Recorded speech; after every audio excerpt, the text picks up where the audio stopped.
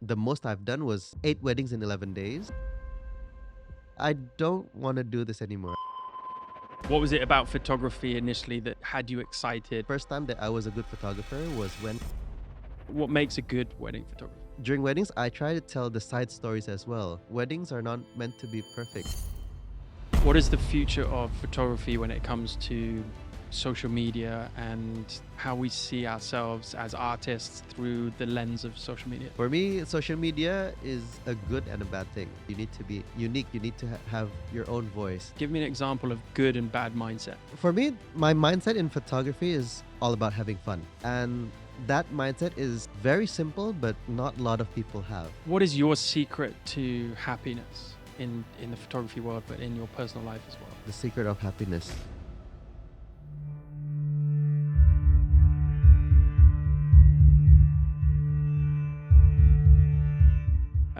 Govinda, Yes. welcome to the Mood Podcast. Thank you so much for having me. Absolute pleasure to have you. Where do you come from? I was born here in Bali, actually. Okay. Yeah, and I lived here for most of my life. I lived 4 years in Jakarta, but the rest just here. Well, welcome back. I know you've been traveling a bit recently, so Yes, so my job brings me almost everywhere. And for the past like 5 years, except the pandemic, I've been like 2 weeks abroad, 2 weeks in Bali. So, okay, yeah. cool. I wanted to start with just a very simple question, but I hmm guess it can lead to a lot of other kind of conversation topics. That question being, what makes a good photographer? For me, what makes a good photographer is having photographs that people like and we enjoy ourselves making. That's it. That's it. And how does that apply to you and you being a good photographer? So for me, like, I knew the first time that I was a good photographer was when people wanted to hire me. So I knew I was good, but I didn't know that I was that good. So when people started to hire me, I felt like, oh, it has elevated my confidence more, and in a way, I felt that I could evolve more from that. Can you explain a little bit? Like when was the first time someone hired you? How did that feel? And then how did you evolve? So actually, the first time my mom told me I was a good photographer, but yeah, Yeah, as mums do. I Yeah, yeah. couldn't like trust her 100% on that. No, But once I put it out on Facebook back in the day, like I made a Facebook page and everything. I posted stuff there, and out of the blue, people started to hire me from that. I was only 19, and I was like, oh, easy money back then. Yeah, good for you. yeah. What was it about photography initially that had you excited, and why did you kind of pick up a camera in the first place? Funny story is my dad is actually a painter, but he tried to teach me drawing, painting, but I never had the patience to sit down and just draw. So I tried other things to make art, and that's photography, where you just press a shutter and the art is there, and just a few tweaks and edits in it here and there. Yeah.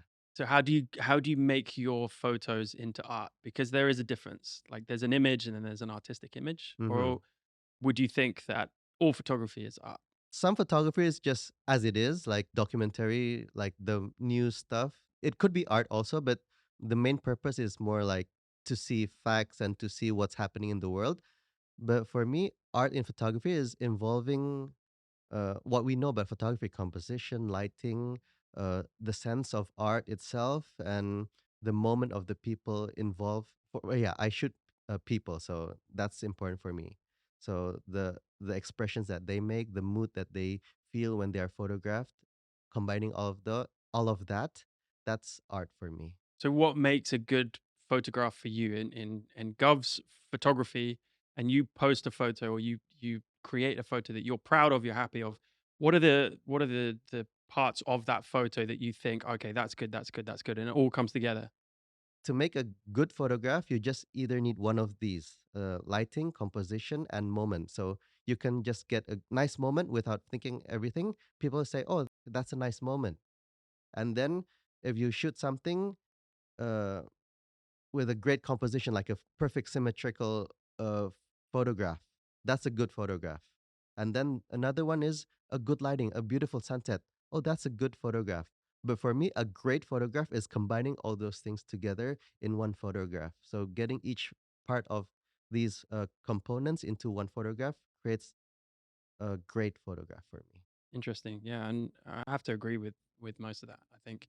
And there is a in my opinion, there is a difference between bad, good, and great photograph. And people, a lot of people often tell me, "Well, no, it's subjective. It's in the eye. Beauty is in the eye of the beholder." Right? Well, yes, that's when you're thinking about how something moves someone, how beauty is perceived by someone, whether it's an aesthetic piece of art or not. Um, but for me, it's important to have a line between bad, good, and great, because then people have something to strive towards and how to learn and how to progress. Right? Yeah, bad is pretty universal for me. Like if you shoot something too dark, except if you intend for it, it's a bad photograph. Like you don't see the expressions, you don't see anything. And if you shoot a crooked photo without any intent, also it's the same thing. Like yeah, Is really important, yeah, intention. yeah. Right? But how do people know what your intent is? How do you get across in a photograph what your intent is with that photo? Because sometimes people post photos, I post photos, and my intent is one thing, and then the audience takes it as something else. And I don't know whether that's like, oh, that's an interesting way of looking at it, right? But even if it's different from my intent, so that kind of can be a good byproduct. How does that apply to you? How do you create an intent behind your images? For me, my intent first is to communicate what my in this case my client wants into a photograph, but putting my own personal stamp on it. So that's my first intention.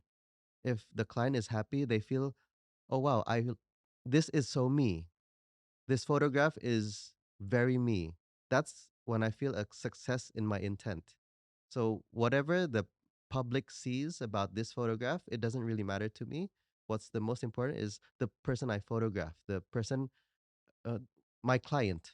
That is the most important thing for me if I want to make something that people hire me for. But personal project is another different matter. Well, talk to me a bit more about the personal projects. How would you approach that? So personal project is how I see myself in my photographs. So that's what my intent is. So what do I feel when I took this photo? And I don't care about what other people think. In social media, it might get less likes than my usual work, but I'm happy with it. Give me an example. Uh, for me, like photographing just the mundane stuff that for me is important or for me is memorable, but other people might not know that it is important to me. Interesting.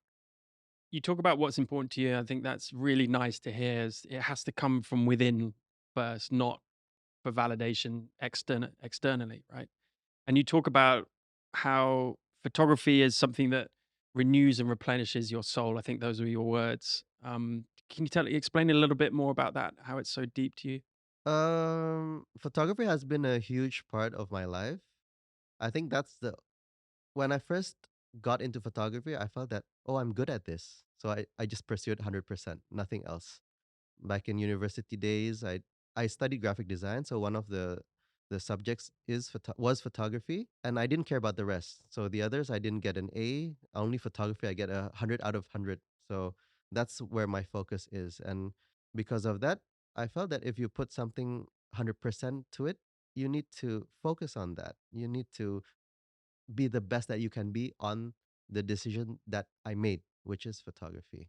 So give us a little bit more of a history about how you got into photography and Mm-hmm. what that process was learning it. I mean, Mm-hmm. you kind of studied it, obviously, Yeah. but there's one thing about studying it, and then there's another kind of challenge about actually doing it and learning it practically. What was that process like for you? Because I know a lot of people watching and listening to this are interested in photography, might be wanting to get into it, and they can be very overwhelmed with what's out there and how to learn and what to do and what equipment to get and who to listen from. Do I need a mentor? Do I How do I pitch? What genre should I go into? It can be quite overwhelming. So tell us a little bit about your experience in that. So obviously, a mentor is very important to me because I had a few that got me here. But beyond that, the most important thing for me is to love photography itself. Because if you don't love photography, you don't have the effort to pursue it. And because I love photography, I immerse myself every day back in the day, I would bring my camera everywhere. Probably until now, I still do. So right now, I have a small pocket camera, but back in the day, I brought my DSLR camera everywhere. So that's where I practiced. I practiced seeing. I practiced uh, all the basic stuff, and from that on, I knew what I love to photograph, which is people in the end. Yeah. And how did you get into? I mean, I don't want to label you, but your main genre, I guess, is like wedding photography. How did you get into that, and what is it about wedding photography that sparks your interest so much? So I was never interested in wedding photography before, but I interned with a wedding photographer in Bali. His name is Gus Day. Maybe you've heard of him. Yep. Yeah, so I interned with him for 3 months, and I thought, wow, this I could do this because it's kind of easy for me. Yeah, it comes natural. No, I don't want to sound cocky, but it just No, no, comes. no. Yeah, Yeah, but yeah, that's why how people yeah, find their style and genre, right? yeah. Is whatever they find easiest, and Yeah. therefore they're probably going to love more. Yeah, it just comes naturally. Like there's people, there's emotions, there's beautiful setting and everything. It just all blends together. And I posted stuff on Facebook, and people hired me, so that's where it started. Sounds easy. Everyone can do it. I Yeah, I try to teach this to other people, and it might not work because it's opportunity meets what do you call that? Luck meets opportunity. So sometimes it just clicks. But I know that for a lot of people, it's also a struggle to start this business in photography.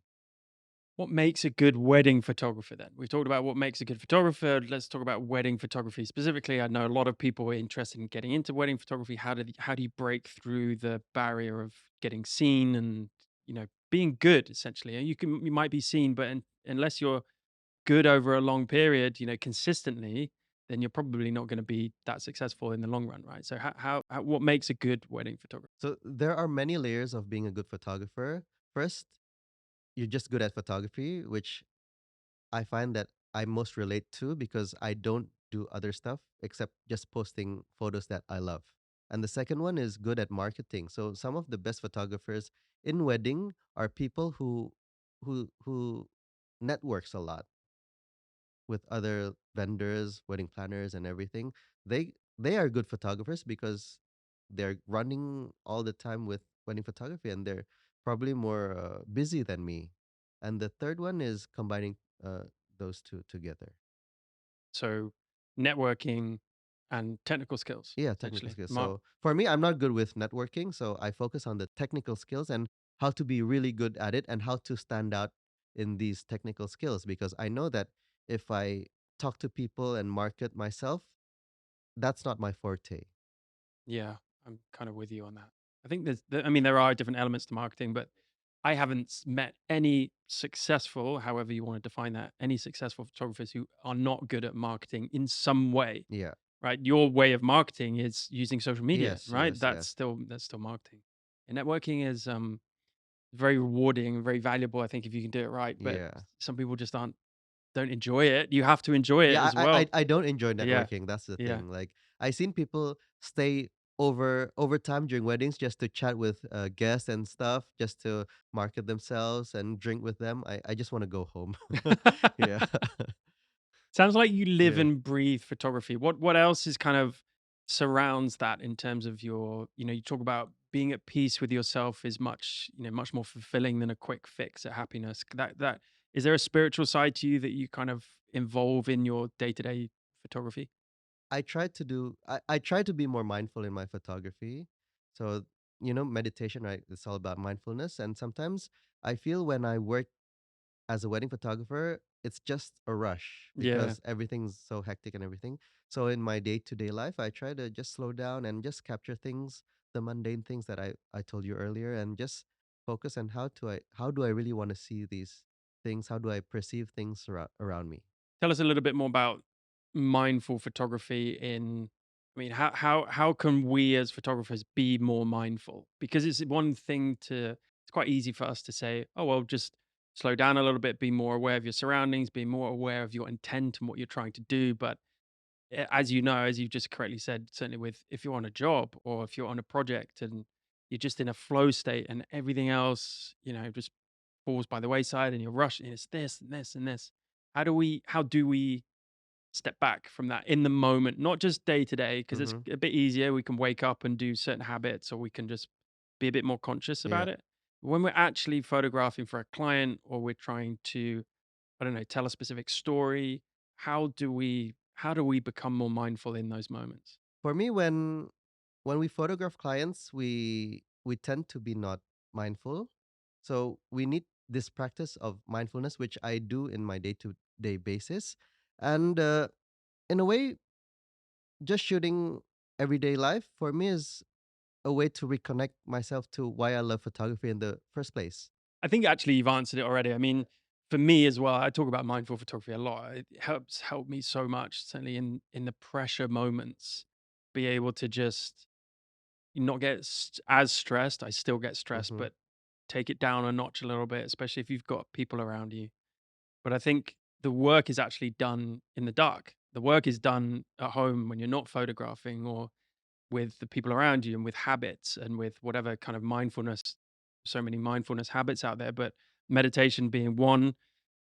If you're able to do that over time, the results will come in the moment, and that's where it's really important to, kind of how you measure your mindfulness success, I guess, and the progress is in those real pressure cooker moments, and those really stressful moments. How am I going to deal with this? Whether it's something negative or something positive, right? Yeah. How am I going to deal with it? How am I going to speak to people? How am I going to speak to myself? Am I going to let myself be identified with this perception of what I'm thinking about? So I think a lot of the work, like you said, gets done when you're not in those moments, right? So that in your subconscious, and the way you're changing your brain in those personal moments outside of photography, it will come through when you're actually doing it. Is that Yeah. familiar to you? Yeah. So actually, like the thing I do is street photography, and street photography is all about getting failed shots, right? Yeah. And that's where I feel like, oh, I learned these things just because of the street photography that I do. So if I failed one shot, I try to fix it in another one. I see what's wrong with that shot, and I I try to learn every day. I try to be mindful of my shots after that failed shot. So in a way, with this kind of process, this kind of practice, repeating every day for my whole photography career, that's when it matters during those pressure cooker moments on weddings. So when things go bad or shit happens during weddings, I I tend to know what to do because I'm used to that. Because Mm. I'm used to being present in photography and I can see things clearly. Like, oh, it's raining and the bride is crying. What should I do? I know what to do. I know to capture what kind of moments because of that. Capture the bride crying. Yeah, yeah, capture by crying, or just even as photographers, we're communicators as well. Yeah. Just comforting her and say, "Oh, I get great pictures even it's when it's raining." So Yeah, yeah, yeah. that's the confidence we need to transfer to the couple that or the clients that hire us. How do you approach your wedding photography like a job then? Are you like very involved with the bride and groom and the people, or do you kind of take a more of a backward, bird's eye view step, and you just kind of more of a reportage and documentary, instead of in your face working with the people very intimately? How do So you how do you do that? it's kind of a mix. So I tend to work well with people I'm comfortable with. So I try to communicate with them first before the wedding day. So when I know the grasp of what they do and what their they want, what they like, what their personalities are, it's easier for me to be what you said earlier on the day where I take a step back and just see everything flows. So I tend to be less controlling when on the day if I know them better. So I just ask them what they like, what they like, do what they love, and I'll just capture who they are as a person.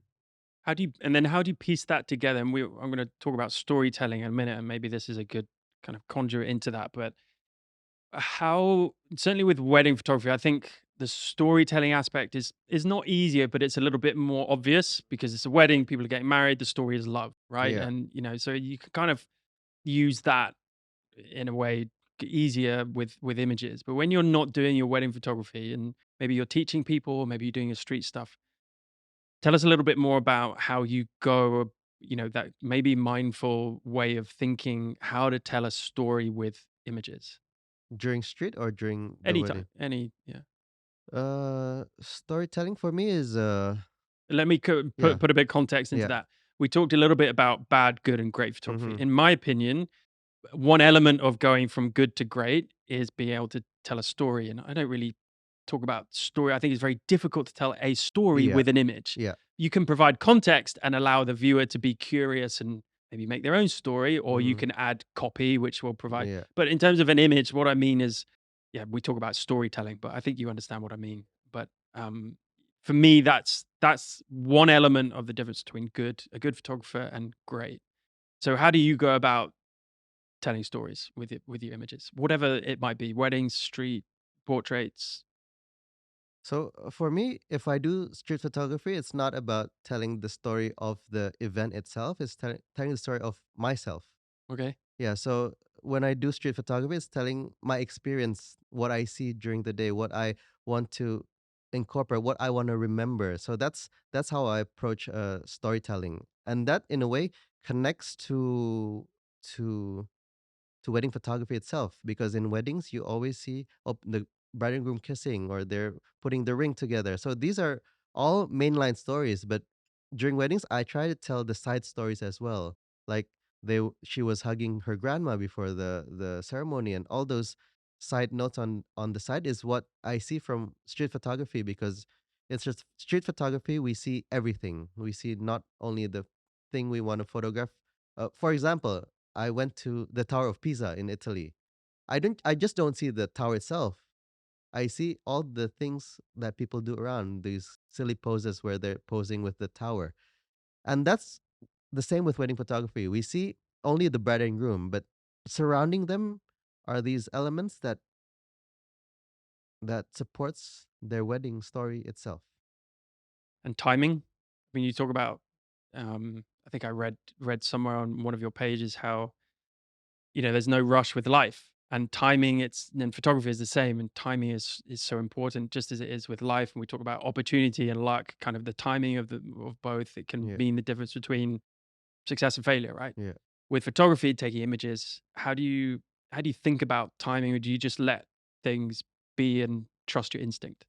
I trust my instinct. So, uh, I I just shoot whatever in front of me. So there's no timing in the pressing the shutter itself or whatever. But for me, the word timing is probably me being there is timing itself. So me being there is the luck and opportunity coming together, because I got the job. I saw this wedding happening, and just putting it together, and I have to be there present and just soaking everything in and just capturing everything in together. And that's the story that I want to tell. How many interesting stories do you have, as in the event of the weddings itself? There must. I mean, how many weddings have you photographed? Hundreds, Hundreds, yeah. hundreds. So give me an interesting story about one of those weddings that you were able to tell us. uh, Has anyone left the groom at the altar? Has anyone had no. arguments? Has there There been? are arguments, but mostly confidential. Okay, Yeah, like if I tell the story now, yeah, yeah. they probably, oh, that's us. So it's Has a bit, anyone not got married? no, but like Okay, some like family stuff, yeah. Oh, yeah, that, families. yeah, that happens, right? But the most interesting for me was the raining part, Mm. actually, like where the bride was crying. But after the rain happened, I asked them just to dance in the rain, and they were happy. And that's one of the most memorable weddings to shoot, when they're just enjoying stuff. Whatever happens during the wedding, they are enjoying it. That's the most beautiful thing to capture, because we see like people get worried, get anxious if something goes wrong in a wedding, but don't be. Just embrace everything. If things go bad, just laugh at it and have fun. Yeah, and that's for Yeah, me the most memorable weddings are like those. yeah. Yeah, sometimes it helps having someone else tell you that. Is when you're. I mean, we got married here in Bali, and it rained for how long did it rain for? 2 hours? No, it was That's so fast. much longer. It felt like 8 hours. But when you spend so much money and you want everyone to have a good time, and all you're worried about is Them, yeah. them and your now wife, and making sure everyone's happy. And when it's raining and you've got no cover and everyone's getting soaked, you think, well, everyone's going to be miserable. But actually, it turned into something, very special. After I calmed down, Yeah. after I told the wedding planner she Yeah. was not doing enough to fix it, Yeah. she was like, "How can I fix the rain? Well, get some cover, get marquee or something." She's like, "Yeah, in 30 minutes notice, not possible." Um, but yeah, they end up becoming kind of the stories themselves, right? Or the funny moments and Yeah. What I like to say about my to my clients is weddings are not meant to be perfect. And there's this beautiful Japanese phrase wabi sabi, which is yeah, finding beauty in the imperfection. yeah. So that's also a way of how I approach weddings, where it doesn't need to be perfect, but the story is there, the love is there, the presence is there, and that's the most important thing. Do you follow the same principle with your own photographs, as in they don't need to be perfect? Yes, because what I love to capture are those in between moments. We probably want to see people kiss, but I want to see people. What happens after that? Are they laughing? Do they have a snort in their mouth or something? Like those are the moments I aim for, and that's where I feel uh, are most memorable, and where I could get those great photographs I was talking earlier. Something unpredictable. Now you travel a lot as well, right? Is that more of a personal thing, or do you do client jobs abroad? So Where does the travel thing come into it? a little bit of both. So when I first started traveling, people notice, and that's where they say, "Oh, I want to follow your travels. I want to be photographed at the places you've been," and that's where it started to hit off. And for me, traveling also has been a huge part of my life because back when I was small, I learned how to read maps earlier than counting. Wow. Yeah, Okay. so I know the shape of Italy, the shape of Japan, the shape of Australia just by looking at the map before I knew what 2 times 2 was. So yeah. Wow. And that's where I knew that oh, traveling will probably be a big part of my life in the future, and it certainly did. So what type of photography do you do when you travel? Street, or Yes, unless you're working for a client? mostly street. So it's probably the same thing that I've done back home where I just feel uh where I just capture the story that I want to tell, the things that I experience around surrounding me. So I haven't done like those proper travel photography where they wait for the golden hour just to capture that perfect angle of the mountain or something. I just go as it is. I could just go in the middle of the day and just experience as it is. I don't wait for those perfect lights like the landscape photographers. Yeah. Do you find people enjoy that type of photography, enjoy your kind of output with regards to not having that approach and just kind of shooting what you see all the time? Is this like the audience or Yeah, your audience. yeah, like actually, I had people wanting me to shoot their wedding before I started wedding photography because I posted this before I started my wedding photography. What do you call that? Business. Business. Yeah, shooting like people and how I capture people is what attracts these future clients also, and they knew me from that state of my time in photography before the wedding stuff. Interesting. Yeah. So speaking, let's talk about your audience a little bit. Why do you think that those that follow you do follow you? What is it in you that people see and enjoy, do you think?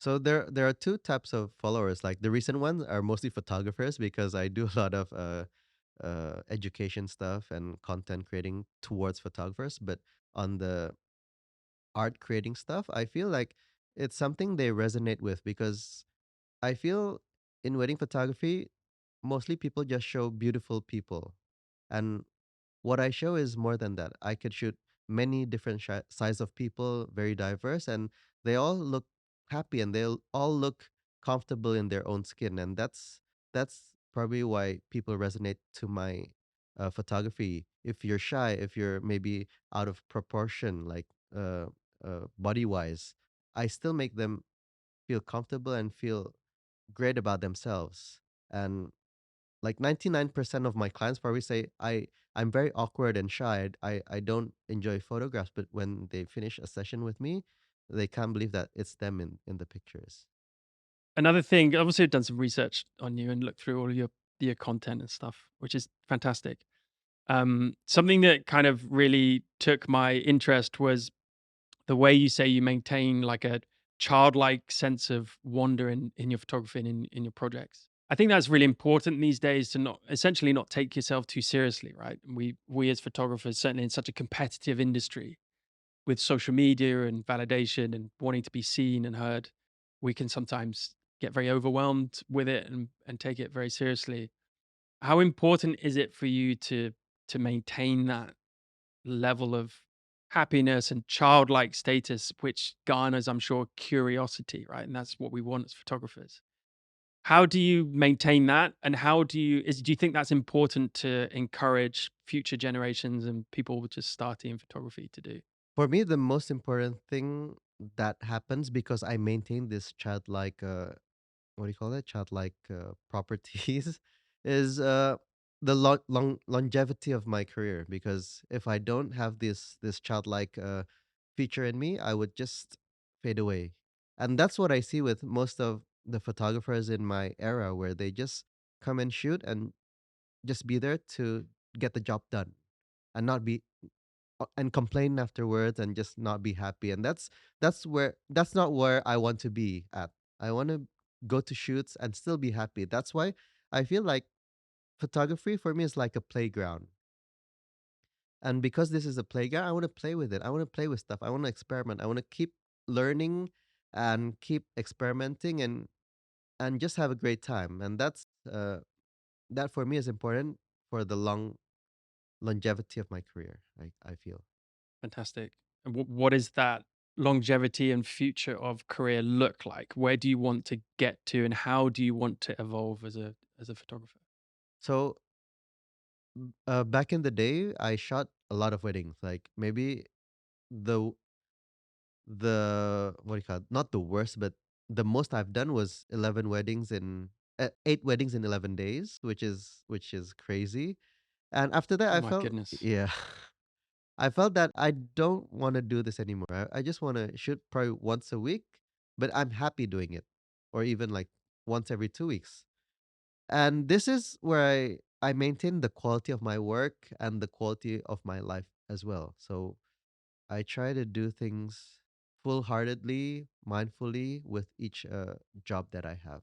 And that could happen also because of this childlike experience also, where I'm interested, I'm actually excited, I'm actually want to do this. Is it's like when you go to wedding, it's not like, oh, it's another wedding, but oh yay, there's a wedding just next week. So that's the kind of mindset that I want. What is it that you are actually excited about, though? What is it about specifically photographs or wedding photography or whatever you're doing? What is it that you focus on that you what is it that drives you essentially? Is it the output? Is it I'm going to get some amazing images from this? Is it your experience? Is it just using a camera because you like the technical side of things? What is it? I know you're a commercial photographer, and as a commercial photographer, sometimes you need to concept everything. You need to have a solid pre-production before a shoot. For me, wedding, you don't need that, because on the day itself, you don't know what happens, and the surprises, the spontaneity, it's what excites me. And similar to street photography, when you go shooting street, you don't know what the results would be at the end of the day, and that surprise is sort of your prize at the end of the shoot. And that's for me, wedding is very similar in that sense. So where do you want your photography to get to? Where how do you see your photography over the next 5, 10 years evolving? You know, in this space where we have to navigate social media, AI, competitors, etc. If talking about AI and everything in between, I feel photography should just be in a traditional sense, where we just capture moments, we capture emotions, we capture what you felt on that photograph. And that is something that you cannot replicate through AI. If we post a photo of AI, we're standing on the top of Mount Everest, and you actually climbing the Mount Everest, it's a different feeling for the person in it, for the photographer taking it as well. So if we just keep to the core of photography, should be about memories, should be about what you felt in life. Mm, Photography will always survive, in my opinion. But how do you see your photography moving forward?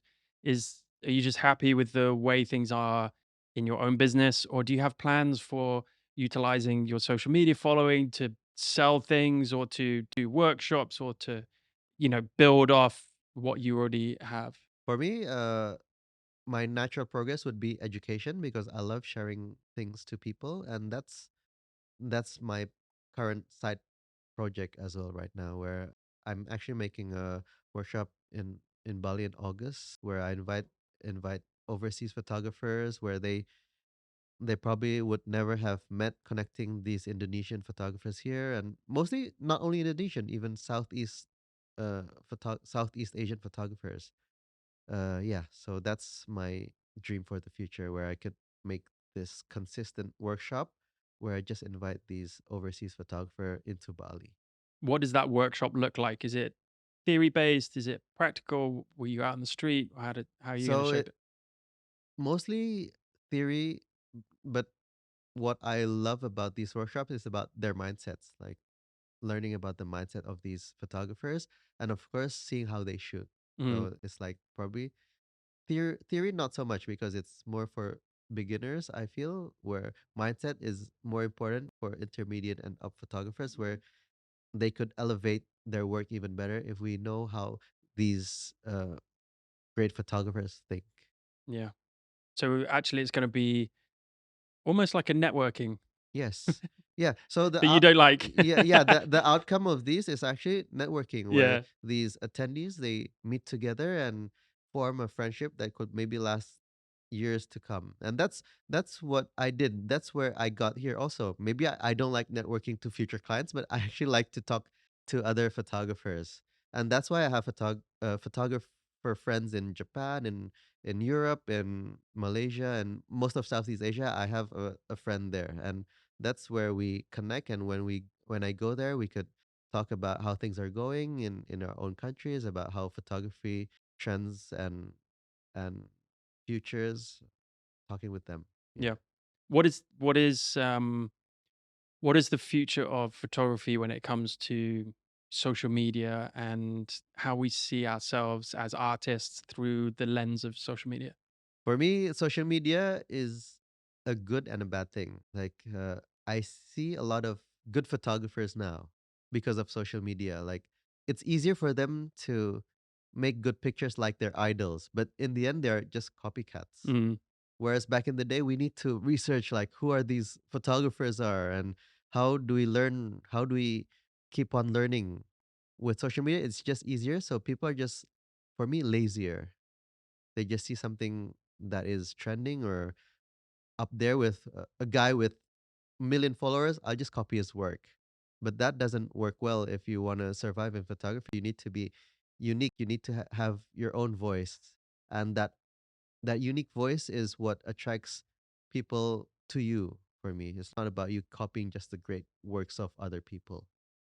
what is the Indonesian social media market like? Because I don't really, I mean, I'm trying to integrate more and get more involved with, I guess, Indonesian audience, but I see them mostly on TikTok. I don't see them so much on, I guess, Instagram photos and images in terms of photography specifically. Is that a correct kind of perception, or how do you kind of see? Tell me more about it. Essentially, tell me more about Indonesian. It's such a big country. There, everyone is on social media. What do they like to see? What is the general photography audience like in Indonesia? So, yeah, I have been around. I've seen like what photographers want in Japan, in Europe, Yeah. and Indonesia. For me, Indonesia, they're still focusing on presets. Okay. Yeah, they're still focusing on gears. Love gear. Yeah, they love gears. Yeah. And that's where I feel like Indonesians should realize that to be a great photographer, it's just beyond these basic technical stuff. You need to get into the minds of your favorite photographers and expand your horizons and learn more things about the way of thinking, not just the way of creating by these technical stuff. So then we have a responsibility to help educate in that Yeah, space, and that's why you kind of gone into mindset yeah, workshops essentially. yeah. So for me, I got into the point where I'm today is because I've followed these, or I joined these workshops. I've seen photographers from all over the world, I join workshops from overseas photographers. That's where I know why mindset is very important in photography, because this is how they actually stand out from the rest and essentially have their own voice. So, what can we do as photographers to enable that mindset, enable a better mindset, and keep creativity fresh? What is it in your workshops that you're actually going to teach or talk about that is helps you in terms of mindset, and that we can take away as an audience in terms of how to be more present, or how to have a better mindset in terms of vision, creativity, storytelling, etc. The artistic side of photography. Yeah. In workshops, all these photographers probably have a different reason why they became photographers. Right. So mindset for me is a very important thing as photographers, because as we talked about earlier, people in their earlier states just focusing on the basic stuff like presets, what camera they use and everything. Mindset is another level.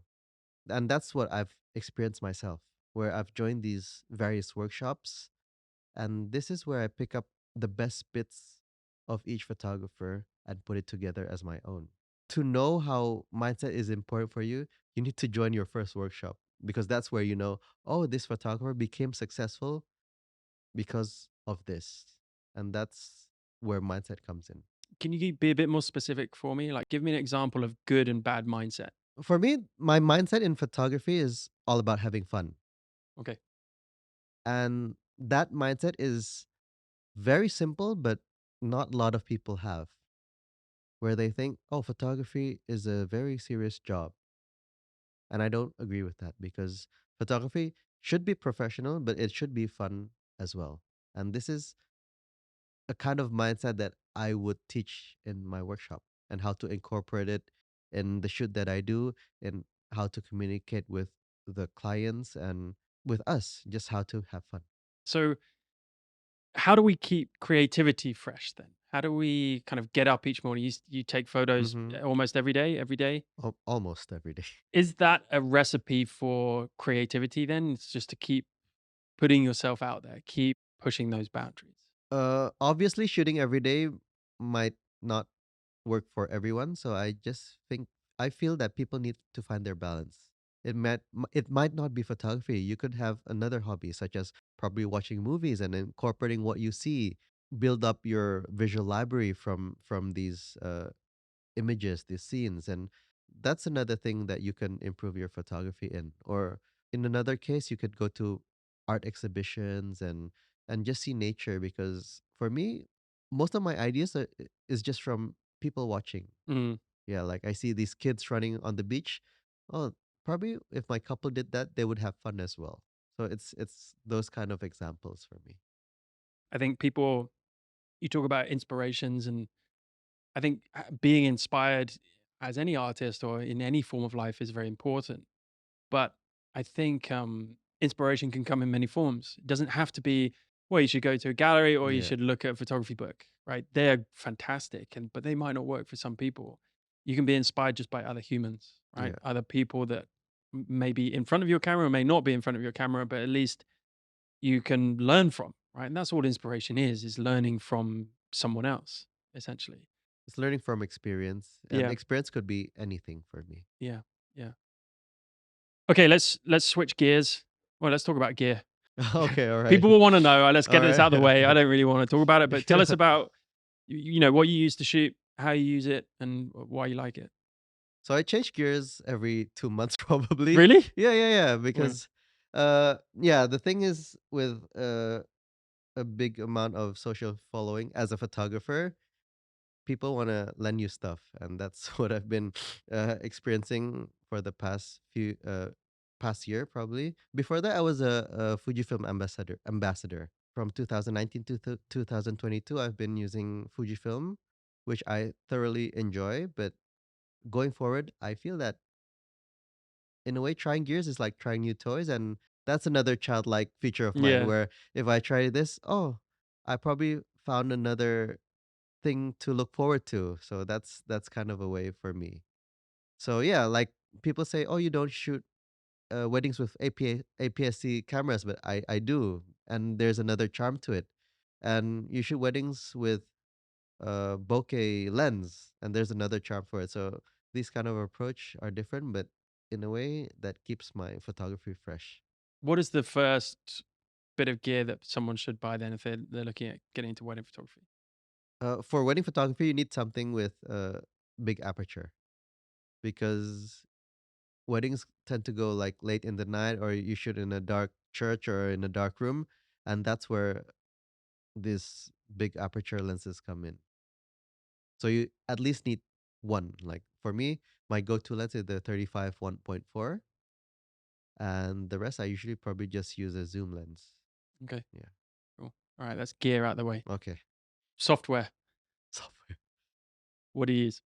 100 It's 100% Lightroom. yeah. Yeah. Oh, all Lightroom, All no Lightroom. Yeah. Photoshop or So anything. like with the AI coming into Lightroom, I used to have a hard time when like videographers are in the frame of my shoot, but now I just use the generative AI and just erase them, and it's job done. So I tend not to be annoyed with them Yeah, anymore. yeah, Yeah. Yeah.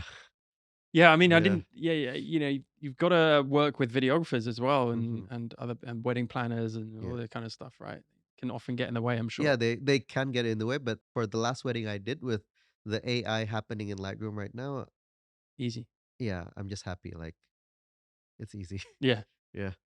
Have you seen the made with AI um, label Yeah, on yeah. Instagram? Yeah. Yeah. Have you had that happen to you yet? No, No, no, no, not not yet. Have yet. you? No, I use spot removal Mm-hmm. in Photoshop. I don't really use generative. I never use generative fill. Sometimes content aware fill, but rarely. I don't know if that counts as AI. I guess. Yeah, for me the Lightroom is probably just erasing stuff, not Yeah, not adding stuff. yeah. No, I don't Yeah. add anything, and yeah, it's an interesting. I'm kind of happy that that's come in, but also I think some incredible art can be created with AI, or at least AI supplementation, right, onto or removing stuff from photos. So yeah, I don't know how I feel about it, but at least something is being, I guess, recognized in terms of not legislation, but some kind of controls over Yeah. what can be done with But AI. it's like it's making our jobs easier because back in the day you need to remove one by one. Yeah. Now it's just like a generative Yep. thing and it's gone. Oh, it's fantastic. And people forget that AI's been around for longer than just the sudden surge of large language models like ChatGPT and stuff. You Hmm. know, Lightroom has been AI since Lightroom was invented, right? So um, But it's now elevated. So now it's just elevated, yeah. yeah, and it can, yeah, God knows where it's going to be in a few years. Talk to me about the word freedom. What does that mean to you? How do you define freedom in Gov's world? So freedom for me is probably the core of my life. So I take things everything with freedom. So freedom to create art, freedom to go wherever I want, freedom to just live the way I want to live. And it could be anything, it could mean anything. So I want to live a peaceful life, but that's freedom for me to have that choice. I want to shoot uh quirky couples. I want to shoot like things that are not meant to be shot. That's freedom for me. Like uh I have a couple who didn't want any close-up shots, just shots from wide shots, and they just want to be very small. And that's another freedom. Like I have these freedoms in my jobs, and that's what it means to me. It's like the core of everything I do. Do you think how do you get freedom if you're working for someone else? So the most important thing for me is communication. So we know what kind of freedom we have. How big is the freedom? It's still freedom for me. So let's say, do you mind getting wet into the ocean? To have to have them say yes, it's another freedom. If not, it's fine. I could go. I live with it also. So at least I ask, and I have the freedom to ask them. Mm. So is it that those ideas and that creativity is usually stemming from you or from the client or just varies? So this is another word. This is where freedom also comes in. Is I'm free to interpret what stories they have. It's my freedom to tell it in the way that I want to tell it. So in a sense, it's a collaborative experience with us. They tell the story. I translate it with the freedom that I have. So then how can other photographers get to that point where they're able to feel a level of freedom, but also be able to find a unique style or a unique philosophy behind their practice. It's probably more easier said than done because the theory is just be consistent with your work, Mm, and people will know that that's your work. But as a photographer in the beginning, it's probably not that simple because you need to live also. You need to earn something. And for me, it's finding that balance where you still shoot for the couple or the client, but you still have something for yourself, which people might recognize you for. And if you keep focusing on your consistency, on your own branding, that's where freedom might come in the future. interesting. So then, what is your secret to happiness in the photography world, but in your personal life as well? The secret of happiness. Well, for me, photography equals happiness, so Okay, that's no secret. Yeah. So that's basically it. So if I am able to capture things in front of me, I'm happy. So that's my definition of happiness. that's it. Nothing else. Not that I can think of. Yeah, Wonderful. probably like peace and feeling at ease and but that all comes from photography in some way. And Yeah, in life, probably I can meditate, I can feel relaxed, I can feel uh, other things by maybe slowing down, maybe less not taking life too seriously. Yeah, just the life we have in Bali. yeah. I mean, Yeah, it's easier to do it yeah, here, where yeah. you're surrounded by, Hmm. I guess, peace and friendliness and happy people and acceptance. Yeah. There's always exceptions to those circumstances, but yeah, it's a nice place to be able to try and garner that Hmm. peace, isn't it? Yeah. Okay, well, thank you so much for joining me today. It's been an absolute pleasure. Where can people find you, find your work, and see more of who you are? Probably just Instagram, Govinda Rumi. Yeah. I have other platforms, but just that's the main one. Yeah. Instagram's your favorite? It's the perfect landing page because that's where I post really my work and everything. It is a good landing page, yeah. So what are we watching out for in the future? Workshops? Workshops, More yeah, more workshops? workshops, English speaking workshops in Bali. Okay. Yeah, And when are they kicking off? August, you said? there's one in August, but it's already sold out. So maybe like next year. Wow, good for Yeah, you. yeah. Fantastic. Thank you so much again. It's Thank been you. a pleasure talking to you, and hopefully we can get to go and shoot together. Yeah, thank you. Thank you Thank for you so having me. much. Yeah, Thank nice you. meeting you.